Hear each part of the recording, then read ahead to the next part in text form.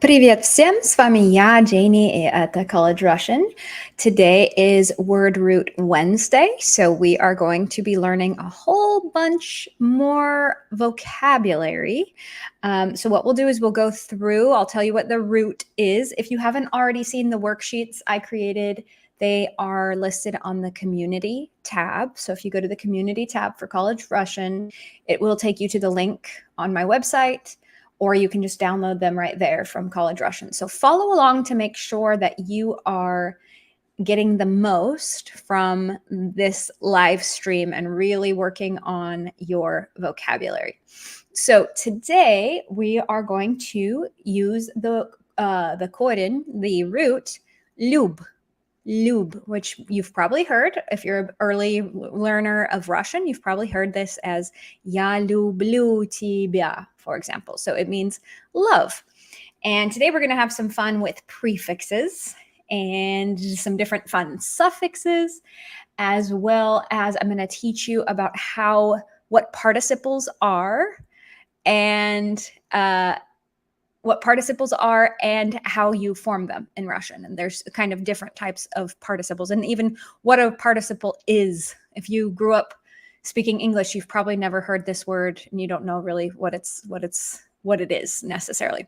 So we're going to talk about the participles in Russian and how they're created. Greetings to Oleg. Nice to see you here. Let's go ahead and get started. Okay, so любить is very obvious. It's a very obvious verb. You guys have all probably learned it at some point. So we're going to take some verbs that probably aren't as common. So 1 second. Let's get this going here. Other way around. Вот так. Okay, so first one, and we're going to have some fun learning about prefixes, how you prefix verbs. It's very fun in Russian. Okay, so our first word is влюбить. Влюбить. This prefix in Russian means into. So let's try and think of what is an English expression that combines love and in. Let's try and think of it. So we've got two different ones. This one's going to translate in one way, and this one's going to translate in another way. Okay, so let's first work on this one. This is a reflexive verb. So this would translate in English as to fall or to be in love with someone. So in English, you say you're in love with someone. And in Russian, if you use this verb влюбиться, you fall in love to them, which is going to require accusative case. And we'll see that in context in our sentences later. Now, this verb is going to translate differently in Russian because you're doing this to somebody, okay? So, влюбить кого в кого, right? So, for example, how would you, this would translate into English as to make somebody fall in love with you. To make somebody fall in love with you. So, эта девушка мне нравится, как ее влюбить в меня? Right? How do I make her fall in love with me? How do I make her fall in love with me? Okay, so now this word, влюбленный, is what's called a participle. And a participle is an adjective that was formed from a verb. And we're going to really break this down in just a second. But this is a person who has fallen in love. Ooh, to enamor someone, yes. Although you wouldn't say I enamored her in me.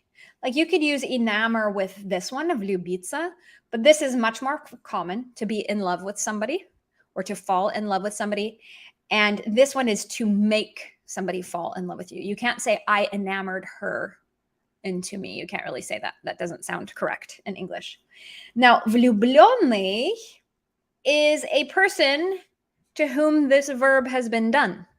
Okay, so this is a participle. Remember, a participle is an adjective that is created from a verb.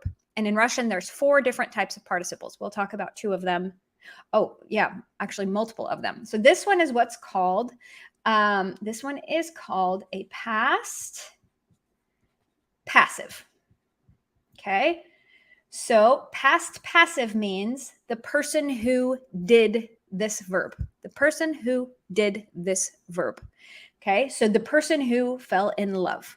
So for example, if you wanted to tell somebody that you are in love with them, you would say, "Я в тебя влюблен." Влюблен. If you're a girl, you're going to say, "Я в тебя влюблена," etc. Okay, so that's how you would say somebody that you're in love with them. Notice there's no с тобой in Russian. That's an Englishism. A lot of times my learners will try and say, "Я влюблен с этой девушкой." Nope, you say, "Я влюблен в эту девушку." You are in love to somebody in Russian, and in English, you're in love with them. Okay? Then another word that's also a past passive is this word возлюбленный. Возлюбленный, which again, this comes from the verb любить, has this prefix, and this one translates as beloved, right? So if you wanted to say dearly beloved, возлюбленные братья и сестры, my dearly beloved, we are gathered here today, right? So it means beloved, beloved, okay? Next, verbs.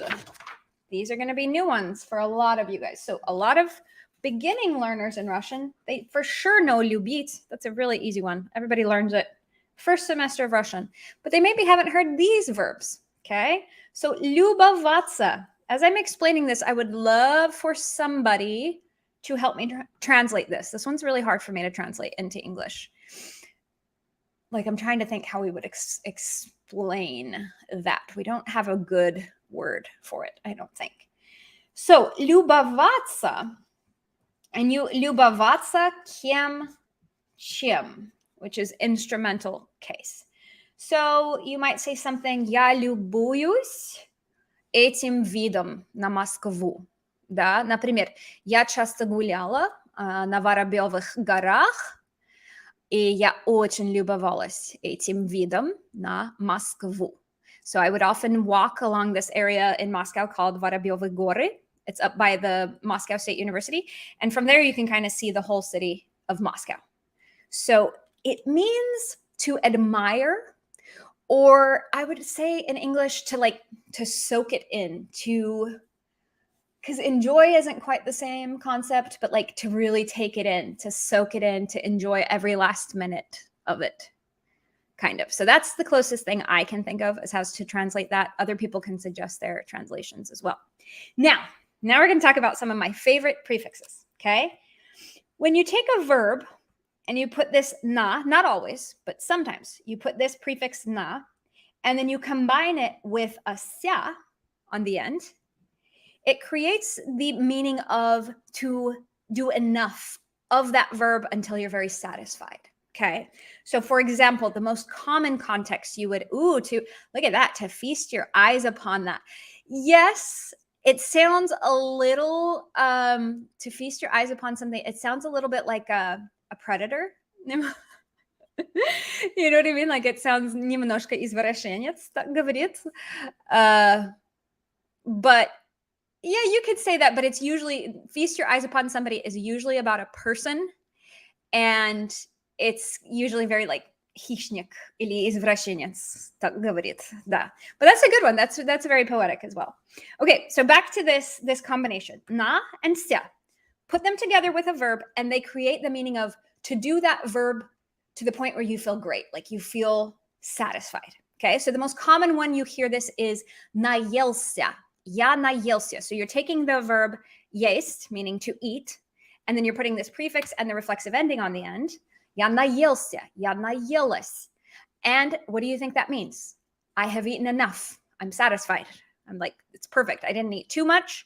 I've got the exact amount of food that I need in my system, right?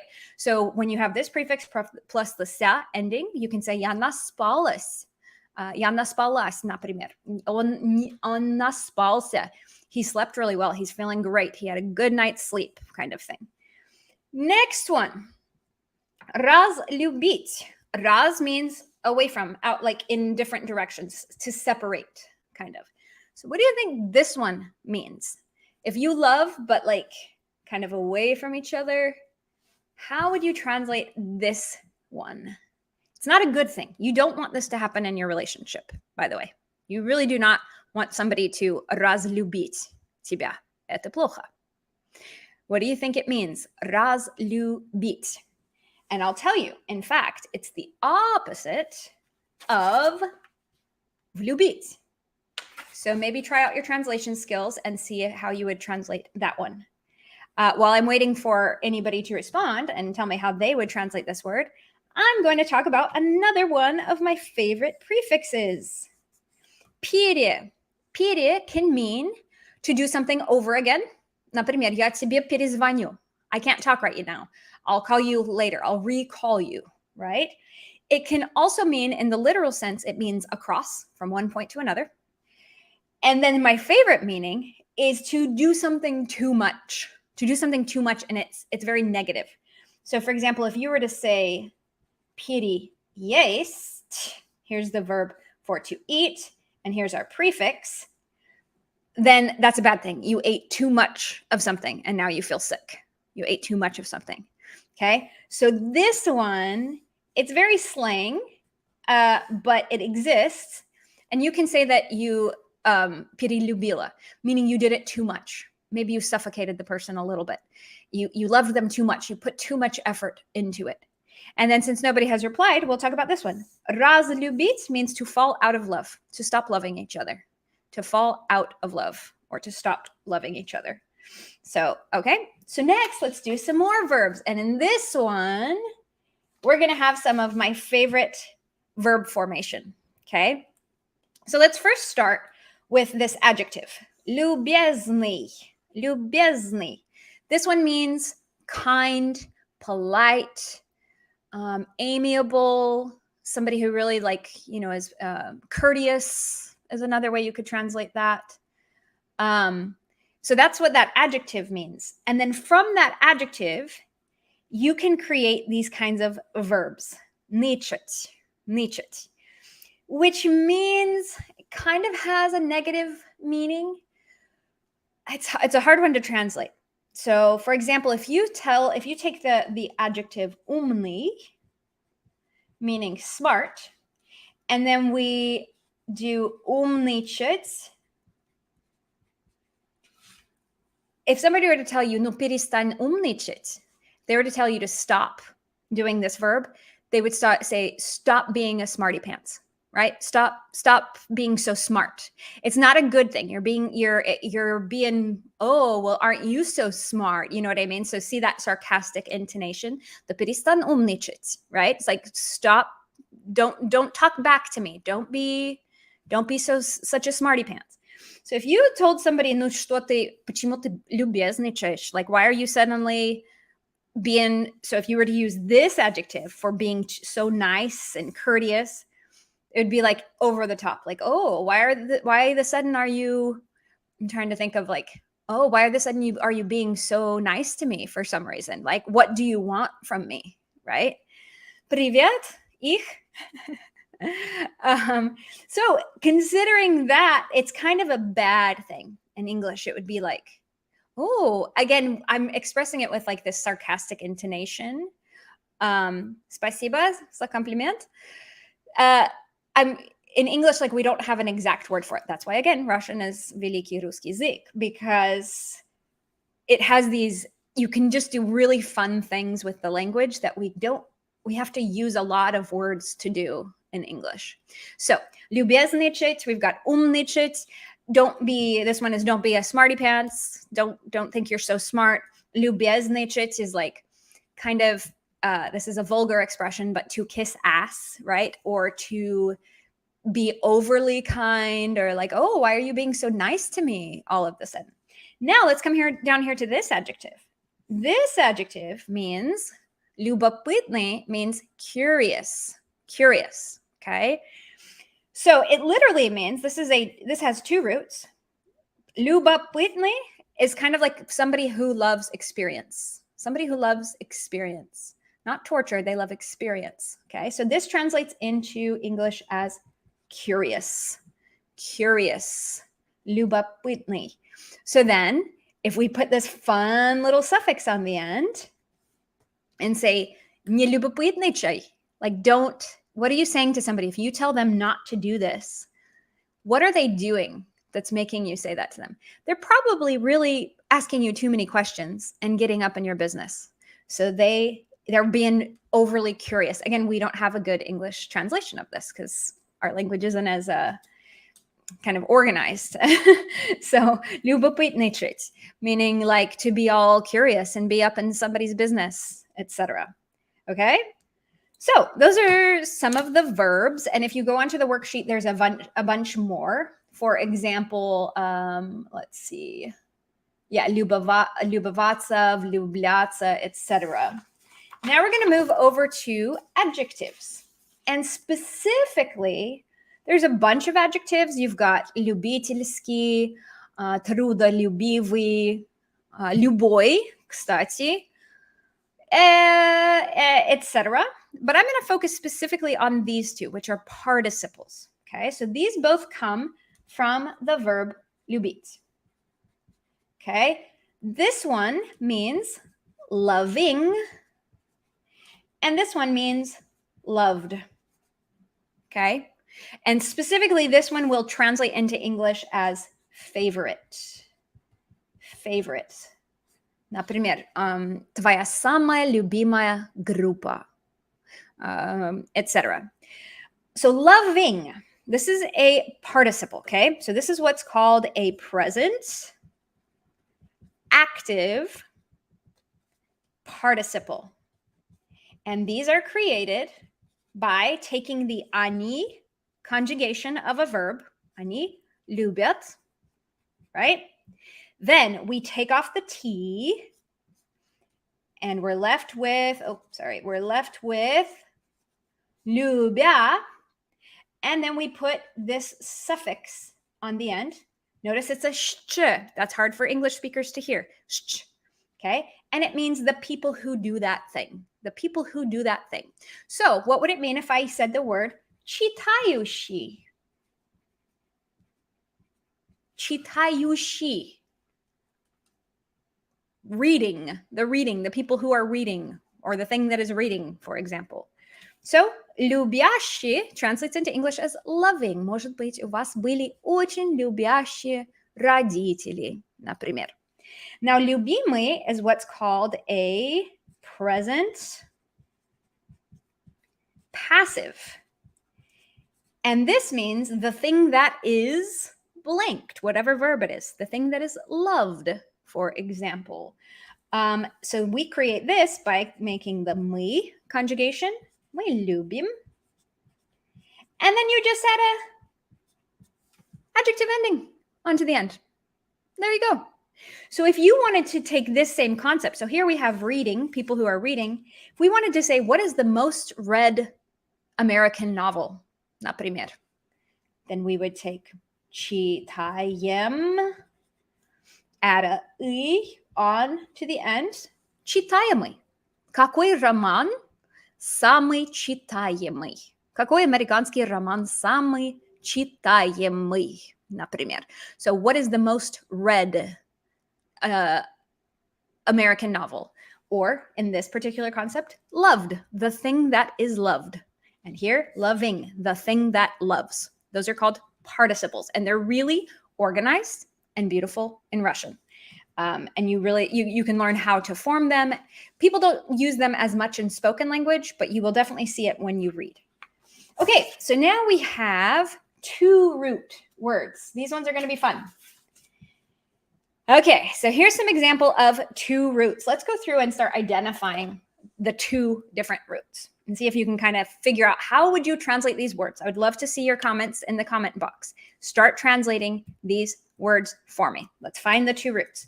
We've got одно. Hey, that was our root last week. Одно, meaning one. Then we've got люб. One. Love. I'm very interested to see how you guys are going to translate these. Oh, книг. We've heard that word before. Love. Okay, so книг meaning book. Love. Okay, Next, oh, these look like adjectives, right? So I wouldn't translate these as like with an or a verb or something like that. These look like adjectives, and we know that because of this ending right here. Okay, so let's find our two roots, trud and lube. Trud means work and love, and it's an adjective of some sort. Druž and lube. This is meaning friend, and again, love, and it's an adjective of some sort. Vlastolюбие. Okay, so we see iye on the end. That tells us it's like it's a noun, most likely a very abstract noun. Okay, so we've got the root vlast and lube, and vlast means power and love. This is going to be interesting to translate. Next is себя and lube. And then we see this ending, which we see a lot with nationalities, for example, Amerikanец, Ukrainец. So that tells us, oh, it's probably like a man that does that of some sort, like a person. That's a person ending, right? Okay, so here we go. We're going to translate them. Она люб. We don't really have this. We have an expression for it in English, which is I'm a one woman kind of guy, which means you're monogamous, right? You are not interested in cheating on your partner. You're a one woman kind of guy. I don't want a mistress. Nope. And then if you want to feminize that, you can say Anna Lubka, for example. Oh, monolover. That's not a thing. It's not how you say it in English. I've never heard that, monolover. But yeah, so like a person who is monogamous, they believe in monogamy, and that's the way they live their life. Kniga Lube. This one should be really easy. How would we say that? Book, love, person. Book, love, person. Book, lover. If you want a really fancy term for this, bibliophile, right? That's very fancy. Bibliophile, that comes from Greek. Okay, this is a characteristic. You want to be this characteristic. This is a great characteristic. Трудолюбивый means hard working. Somebody who loves to work, somebody who works really hard, right? Дружелюбный, например, по-моему, бразильцы очень дружелюбные. Они все время улыбаются. Интересно, как вы думаете, кто самый дружелюбный народ на свете, по вашему опыту? У кого очень дружелюбная культура, например? У них они очень дружелюбные, они улыбаются, они помогают друг другу, etc. Дружелюбный. So we translate this one as friendly. Friendly. Yep. Brazilians are very warm, very friendly. I think in some parts of the United States, especially in the South, in the southern United States, люди очень дружелюбные. Но здесь, может быть, в Бостоне, в Калифорнии, они любезные, they're courteous, но не очень дружелюбные. По-моему. Это все по-моему. Но на юге США люди очень дружелюбные. Очень дружелюбные. Next one. Властолюбие. Добрый вечер, Георгиос. Добро пожаловать. Рада вас видеть. Властолюбие. This is a hard one to think of how I would translate this into English. Power. Like you could, if somebody is like властолюбивый or whatever, they would be power hungry. But, I would just have to translate this one as the love of power.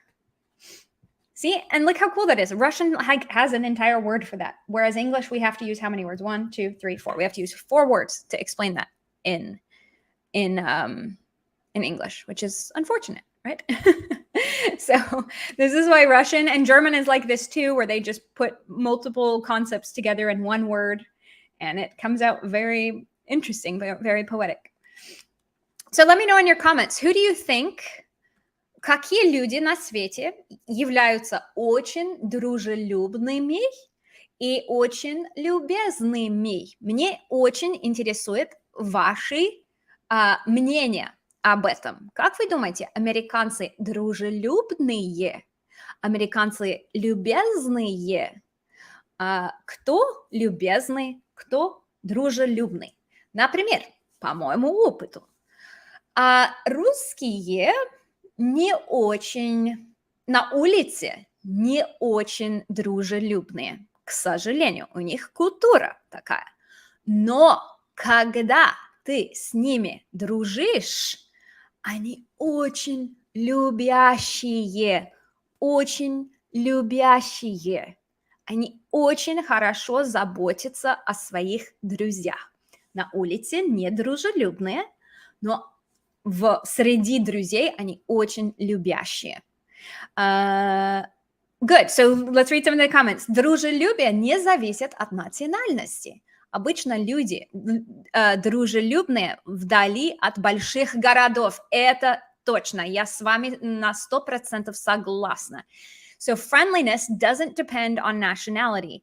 Usually friendly people are far from big cities. Это точно. Да, потому что в больших городах эта жизнь очень суетливая, и у нас много стресса, и просто кажется, что нет времени, чтобы быть дружелюбным к другим. Вот. So yes, I totally agree. You're going to find very kind people, but it's difficult to find friendly people in big cities. So for those of you who couldn't understand what I was saying about Russians, I was saying they're not friendly on the street, они не дружелюбные на улице, but с друзьями, with their friends, они очень любящие. Любящие. Do you guys remember this word? Любящие. They're very loving. Very loving. Okay, хорошо. И последнее. Себя любит. This one's super funny.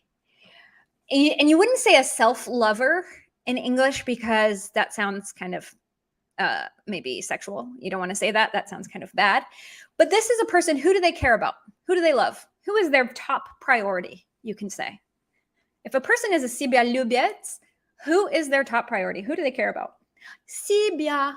Yeah, себя means self-love. This is a really good translation of this that I saw. Ego maniac. And that we actually say. You don't say self-lover in English because that is going to mean something poshla. Very good. Their ego. So in English, we would say he is a total egomaniac. Do not date him. Не надо влюбляться в него, он полный себялюбец. Like, do not fall in love with him. He is an egomaniac. Okay. Good. Okay, context. Let's have fun translating. So now it's super fun to see how all of these work in context. In my opinion, I think it's fun because I'm a language nerd. But here we go.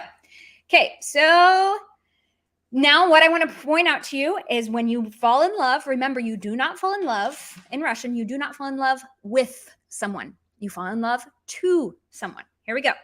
Как влюбить в себя хорошего, любящего мужчину? So what is this person saying? So we've seen this one before. That's one of our participles, and it's an adjective. Is this a person that is loved or a person that is loving? Loving. What kind of a man? Good. Here we have man. And to oneself. So what is this person saying? Как влюбить в себя? Notice влюбить plus v. There's no s. English speakers always want to put s in here. Георгиевс. Он говорит, что греки шумные. Это точно, я помню. Рядом со мной в нашем общежитии жили греки. И вот почему я до сих пор знаю немножко, я могу говорить немного по-гречески, потому что они танцевали и пели на кухне. Мы всегда слышали, как они там веселились. Это точно. Вот. So, how to, remember, this is not fall in love. What was the translation of this in English? How to make, and then we got to change our word order in English. Make a good, loving man fall in love with me. So I would translate this sentence as, how can I make a good, loving man fall in love with me? Right? So it sounds a little manipulative to me. I mean, if he is going to love you, he's just going to love you. You don't have to do anything. Just be you, and they will, они влюбятся, если ты просто будь как есть, и они влюбятся, если они захотят. Next one. So now we put the reflexive on it. Now this just happens to you. You just fall in love. You're not making somebody else fall in love. You're just falling in love. So what is this guy's problem? This is a bad problem to have. Я влюбился в жену моего самого лучшего друга. Ой, капец. Как ее разлюбить? Okay, so who did he fall in love with? This is not a good situation. He fell in love to, but in English we say with, accusative case, with the wife. Now we're getting a whole bunch of genitive. Of my best friend. How, remember what this prefix means? Right? How to unlove her, how to stop loving her. What can I do to stop loving her? Okay. Oh, this one's fun. Next one. Они всего лишь цветы, но такие прекрасные, что налюбоваться не могу.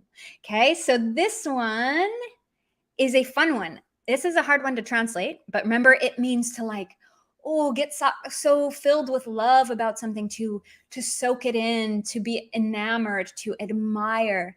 So she's saying, these are just flowers, but they're so beautiful that I just can't even get enough of them. Like I can't stop looking at them. So I would translate this in English as can't.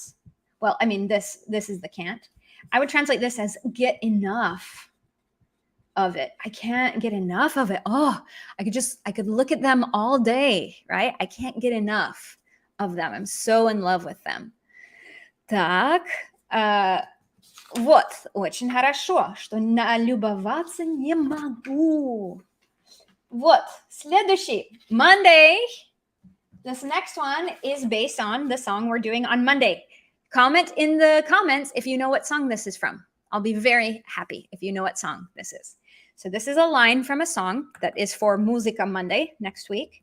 Кто влюблен и всерьез свою жизнь для тебя превратит в цветы.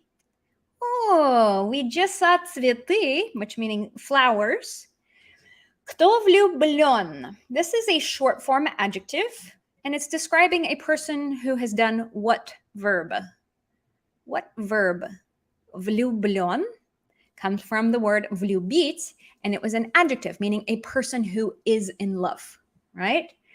So a person who is in love, and for real, that's very slang, but that's how we talk in English. So a person who is in love and for real, his life, or one's own life, but we don't talk like that. His life for you will turn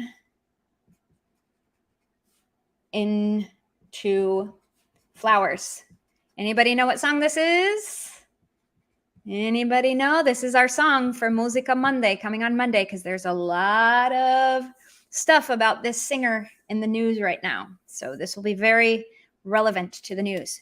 Please write in the comments if you know where this comes from. Кто влюблен, кто влюблен, кто влюблен и всерьез свою жизнь для тебя превратит в цветы. Okay, maybe that helped you out a little bit. Next one. This is from a famous poem. I can't remember Gatovich or something. I can't remember who good. Pugacheva. What's the name of the song, though? What's the name of the song that comes from? This is from a poem. Maybe you guys can tell me who's the author of this poem.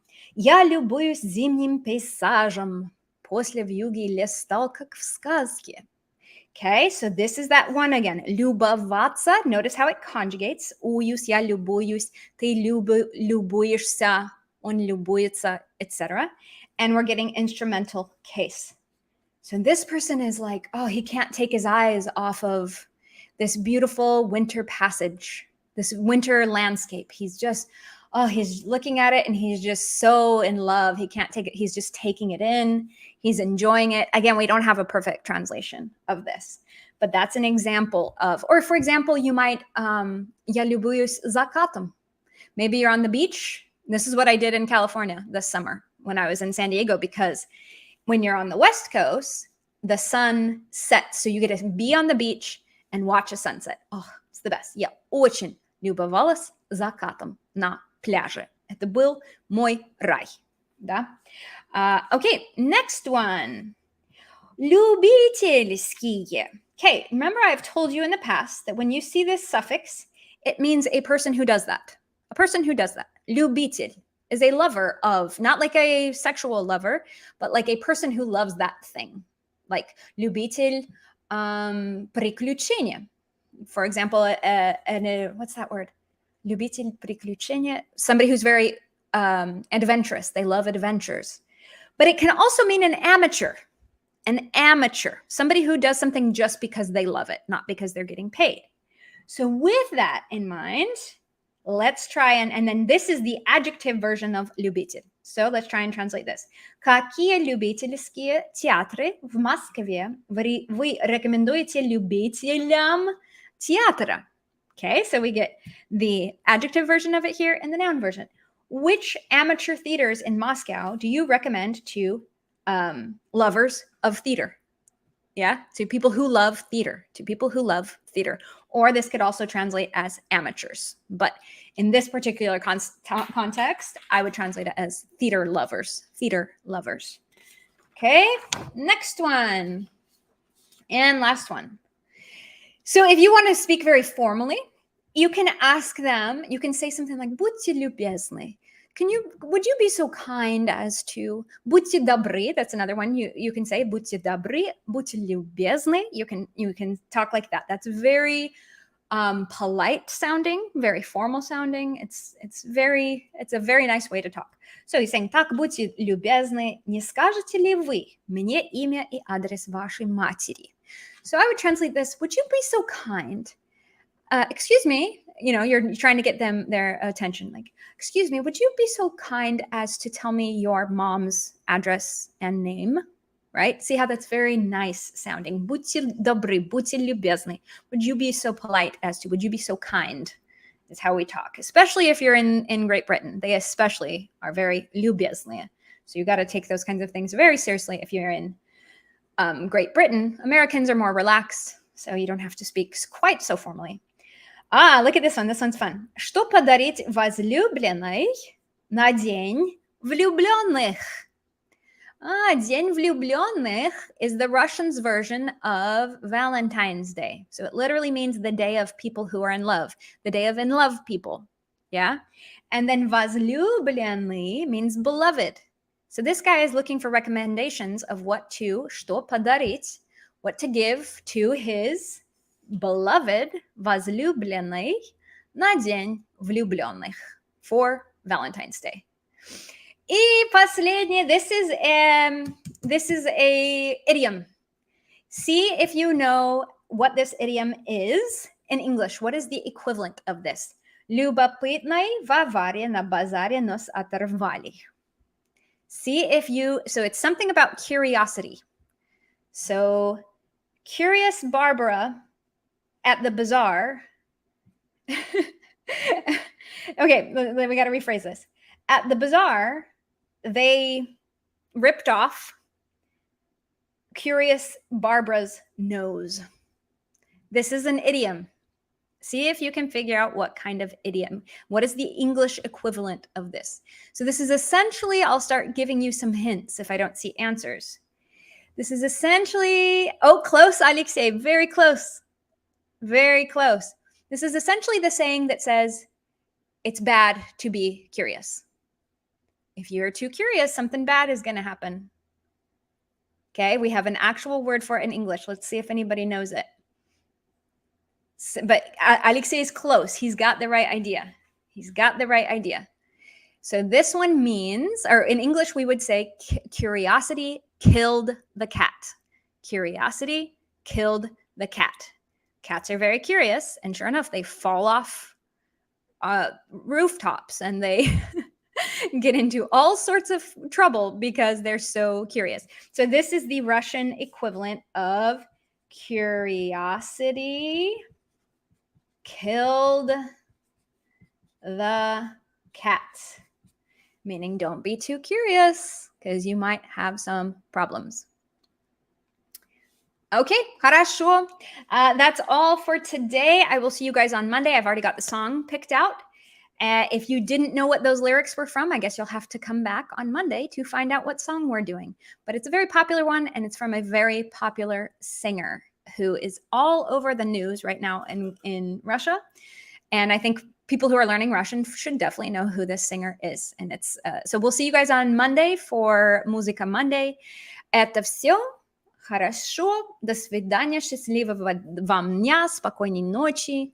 Это все. До свидания.